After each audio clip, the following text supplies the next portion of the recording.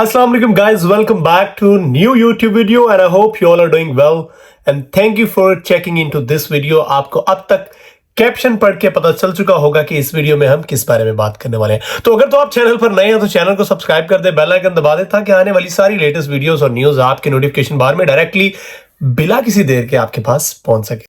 तो गाइज, मेरा इमिग्रेशन का एक्सपीरियंस लास्ट ईयर जब मैं आया था जनवरी इनटेक 2023 में एज अ डिपेंडेंट कैसे रहा और साथ साथ एज अ स्टूडेंट भी कैसे रहा, बिकॉज मेरी वाइफ जो थी वो स्टूडेंट थी। एज यू ऑल नो, अगर आप चैनल से पुराने जुड़े हुए हैं और नए जुड़े हैं तो चले आपको आइडिया हो जाएगा।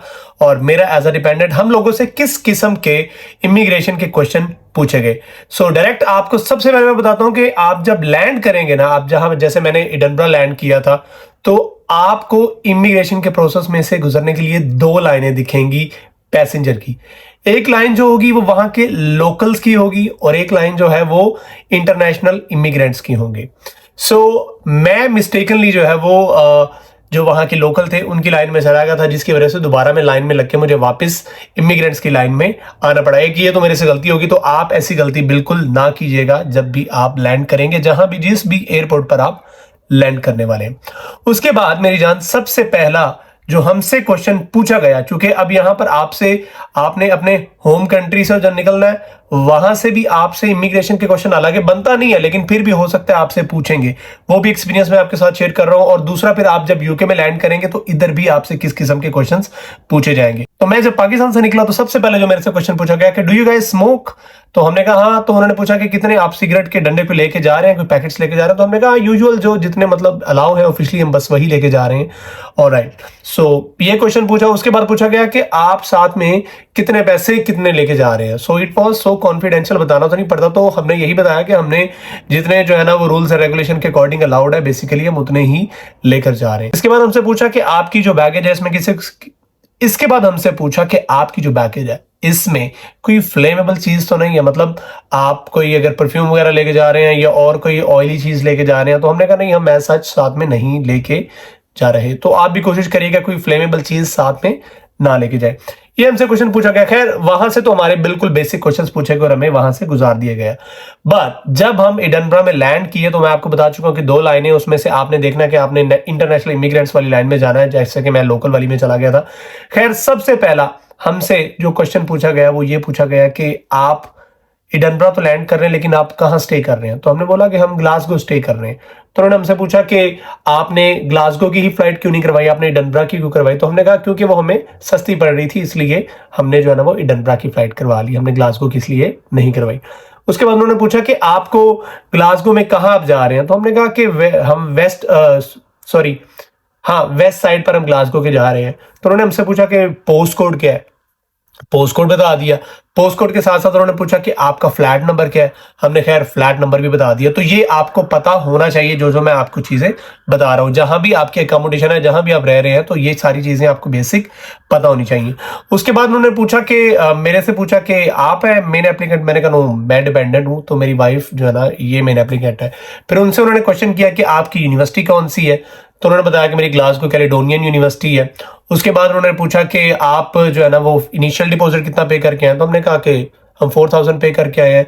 तो टोटल फीस उन्होंने पूछा कितनी, तो हमने बोला कि 12,500 थी, तो रिमेनिंग जो 8500। तो उन्होंने कहा कि आपके पास अपनी बैंक स्टेटमेंट का कोई प्रूफ है। तो हमने कहा जी बिल्कुल है। तो खैर, कैन आई सी, तो हमने कहा बिल्कुल देख सकते हैं। लेकिन फिर उन्होंने कहा it's okay, no that's fine, it's fine. मतलब बेसिकली वो आपका कॉन्फिडेंस ही चेक कर रहे होते हैं और आपको किसी ना किसी किस्म की जो है ना वो अगर चीज पे आप फंस रहे हैं तो आपको उस बात पे फंसा लेते हैं। खैर, इसके बाद उन्होंने पूछा कि आपके पास जो बाकी फीस पे करनी है वो आपके पास है। हमने कहा ऑफ कोर्स, हमने बैंक स्टेटमेंट जो शो की उसमें यही था कि हमारे पास टोटल फी है और जो भी हमारी लिविंग कॉस्ट है वो सारी हमारे पास है। तो फिर उन्होंने पूछा कि अच्छा ऑलराइट, तो आप साथ में जो है ना वो कोई ड्रग्स या कोई ऐसी चीज तो नहीं लेके जा रहे। मैं कहा नहीं, हम क्यों लेके जाएंगे, वहां हम स्मोकिंग करते हैं। तो वो बेसिकली मेरे दोस्तों के लिए मैंने लाना था, तो हम तो नहीं स्मोकिंग करते। तो हमने कहा हाँ, वो 2-3 जो है ना वो बस पैकेट हैं सिगरेट के, और तो नहीं, कुछ नहीं है। तो वो दोस्तों के लिए मैं लाया था। ऐसा वो ना तो मैं करता हूँ ना मेरी वाइफ करती है, अल्लाह माफ करे। तो ये ज़हन में आपने रख लेनी है। और इसके साथ साथ गाइज, बहुत इंपॉर्टेंट क्वेश्चन जो आपको मैं बता दूं, जो हमसे भी पूछा गया और मोस्टली पूछा जाता है, क्योंकि आजकल आपको पता है इमिग्रेशन के हालात और यूके के भी खराब चल रहे हैं। तो उस हवाले से हमसे तब भी पूछा था, तो मैं आपको इस हवाले से भी बता देता हूँ। तो हमसे पूछा सबसे पहले कि आपने अपना वीजा कितने का बाय किया। तो it was so strange question. हमने कहा there is nothing to buy about the visa, so we just got the student visa, we just got admission in university and on behalf of that university just sponsored us the visa. तो आपने ये बात जहन में रख लेनी है. तो फिर उन्होंने कहा ऑल राइट, सो बाकी जो फीस वगैरह आपने पे करनी है वो आपके पास सारे पैसे हैं. तो हमने कहा जी बिल्कुल है. इसके साथ साथ जब अकोमोडेशन की बात हुई तो हमसे ये भी पूछा गया कि आप जिस फ्लैट में जा रहे हैं उस कितने बेडरूम का फ्लैट है. तो दैट वाज 1 BHK, मतलब 1 bedroom 1 living room toilet and kitchen. Of course 1 BHK का मतलब ये होता है. तो आपने इस चीज को भी जहन में रख लेना है.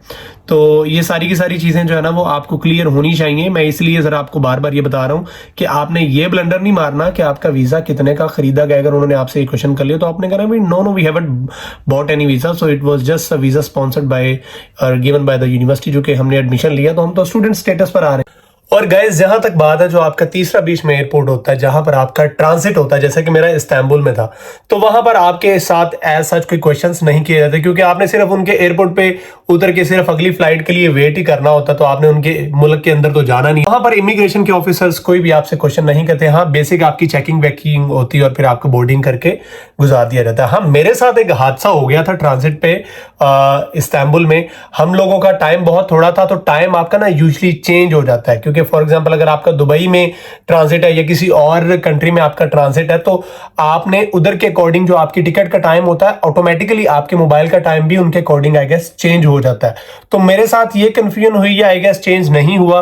तो उस वजह से ना हमने 15 मिनट पहले पहुंचना था और हम लेट हो गए, तो हम 10 मिनट पहले दरवाजे पे पहुंचे. इवन फ्लाइट वहां पर मौजूद थी, लेकिन हमने फिर भी उन्हें बहुत मिन्नत तरले किया. तो उन्होंने कहा नहीं आप लेट हो गए हैं, तो the doors are just been close, so अब आप लोग आगे अंदर नहीं जा सकते. तो हमें उन्होंने अंदर जाने नहीं दिया. वहां पर मुझे 550 पाउंड का टीका लगा था. मुझे दोबारा 2 टिकट्स करवानी पड़ी हैं. तो इन चीजों का आपने बहुत ख्याल रखना है. एक आपके अपने मुल्क में जहां से आप टेक ऑफ कर रहे हैं वहां से आपसे क्वेश्चंस होंगे, जहां ट्रांजिट है वहां आपसे कोई क्वेश्चन नहीं होगा. और दूसरा जब आप यूके में लैंड करेंगे, ऑफ कोर्स मेन जो आपकी इमिग्रेशन के क्वेश्चंस जो आपसे किए जाएंगे वहां पर किए जाएंगे. तो चलें जी, ये था मेरा इमिग्रेशन का एक्सपीरियंस. आई होप आपको इससे काफी इंफॉर्मेशन और रहनुमाई मिली होगी. कल फिर किसी नई वीडियो में मुलाकात होती है. तब तक अपना बहुत सारा ख्याल रखें और मुझे इजाजत दें. अल्लाह हाफिज.